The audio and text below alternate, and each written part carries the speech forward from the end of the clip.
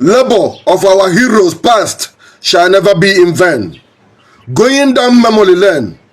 Dịka esi wee kọrọ na akụkọ dịka nna m bụ headmaster si wee kọrọ m ọ kọrọ m akụkọ ọfụma ka o si wee gbọtụ between 1967 to 1970. Yes, as a historian echetakwa m ọfụma gụkwa n'akwụkwọ na ọ taa bụ 30th of May, tata bụ 30th of May 1967, 59 years ago, ka the then military governor of Eastern Region, Lieutenant Colonel Chukwuemeka Odumegwu Ojukwu Ikemba Nnewi, isi na-ebu ogidi ọwa nkụtala akpụ nwoke tegete anụ a na-agba egbe ọ na-ata nni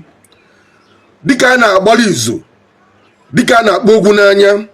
agbụdugbu enyi tarụbosisia. Yes, gị Chukwuemeka Odumegwu Ojukwu ebe ọhụụ na ị nọ ana m etu ya afa a sị na enyi tarụ gị wa agbụdugbu mana ọ gbụsịsịrị ya ọta nwuri onu nwurie ekene gị ọ ga-adịrị gị na mma ebe ọ bụla ị nọ maka na ikwuru mgbe ahụ na anaghị eke nne ji n'azụ ọba na nche anaghị eme n'iru odogwu dịka anyị si wee gụta n'akwụkwọ dịka ihe anyị nụrụ amụbena m mgbe afọ mana o doo m anya na on 30th of May 1967 ka ị na-eketara anya mmegbu mmegide ogbugbu a na-egbu ndị agbụrụ anyị iwesị mba na ubele ya ebekwa wee declare independent state of Biafra on 30th of May 1967 ka imecheziri ndị ọgbala anyị nafa wesị mba maka na ọwakwa ịghọrọ onye ara ọgwụ okwu ọkwa ịnụrụ ya nkwu ọ bụrụ ịghọrọ onye ara ọgwụ okwu na onye ara ịghọrọ ọgwụ anyị ekwekwa nwa ọgwụ ịghọrọ ya onye ala ịghọrọ ọgwụ anyị ekwekwa nwa ọgwụ ịghọrọ ya. So a gwaziri Fatima ka anyị nọ bịelu mana ha si mba na ọma mme na ha nwụ ndị ala ghọrọ ọgwụ na ha ma nkwe nwa ọgwụ inu ka nna atụ o wee kpọtụwa ha bụ ụzọ wee buso ọgụ ha bụ ụzọ wee megidebe o wee kpọtụwa onye a na-egbu egbu n'azụ onwe ya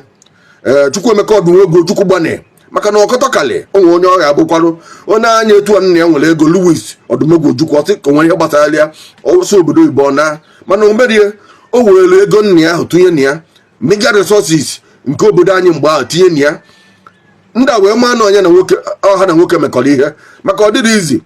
ha che n'ofe nkufu mana a kwara ya ihe kwa anya for good 30 months almost 3 years ka a kwara ya ọ dịghị izi onye me nji wee na-ekwu labor of our heroes past shall never be in vain maka na ndị mmadụ tara ahụfụ mgbe ahụ ndị mmadụ tụfuru ndụfa ndị nna anyị fa tụfuru ndụfa ụmụnne anyị fa tụfuru ndụfa ndị tụfuru ndụ ha tara nnukwute ahụfụ dị egwu maka headmaster gwara m na mgbe o zochere gbachaa anụcha anyanwụ ọgụ n'ọnụ ụmụ ahịa ka ya nọ na ya so wee kwa mgbọ na ya nọ saịdị Biafra wee so kwa mgbọ dị egwu wee declare the war end o wee so ụmụ ahịa o nwere moto ọ ga-eji nata o wee were ọkpa wee so ụmụ ahịa wee nata Anambra steeti. Nna m bụ headmaster ọ gwara nya mgbe ọ natara nne wee fịa behold nne wee zewa akwa wee bewe akwa ha ka o si wee tachazie ya arụ ọ dị egwu ọ gwara m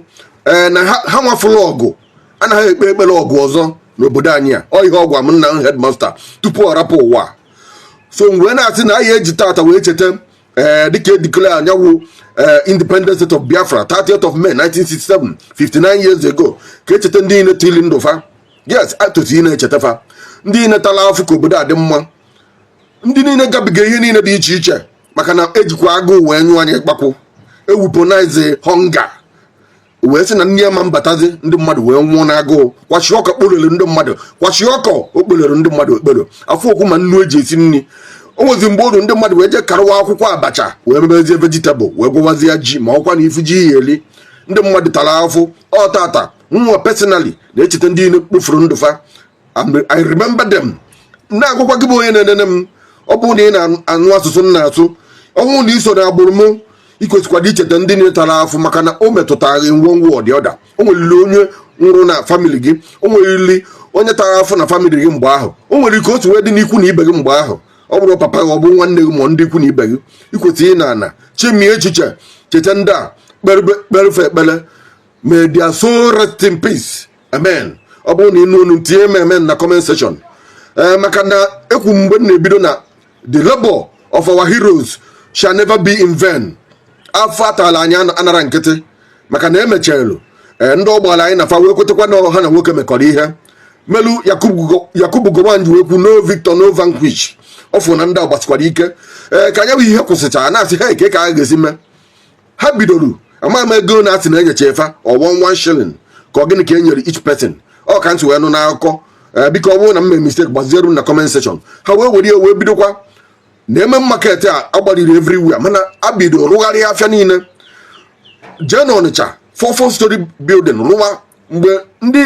anyị na ha mechara ihe a mechadi wee chigatakwa azụ after few months and some years wee sọ gị ndị ihe a ọkwa ndị a sị na-emebikọcha be ha ka ezi ọ egosi anyị na agbụrụ anyị siri ike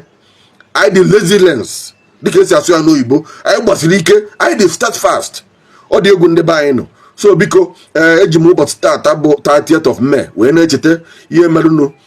between 1967 to 1970 eziokwu na amụbe na ọtụtụ n'ime anyị mana amakwa na ndị okenye nene na amụgụfa share your thought and experience ọ dịghị izi ọ ime nji wee sị gị ka nsifa may their soul rest in peace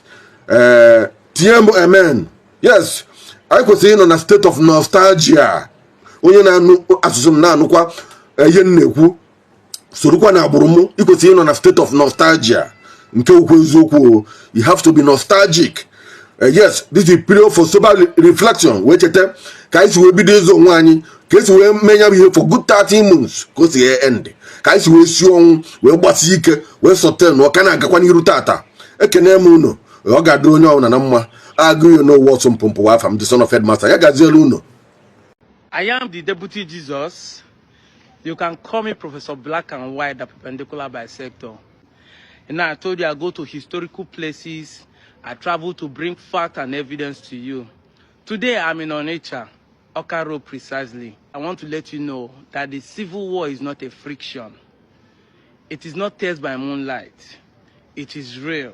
And evidence and fact shows it. Here, since 1967 to 70, 3 years of war,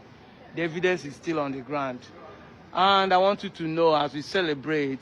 the Biafran Day, for all the past heroes, may their soul rest in peace. Yes, ma'am.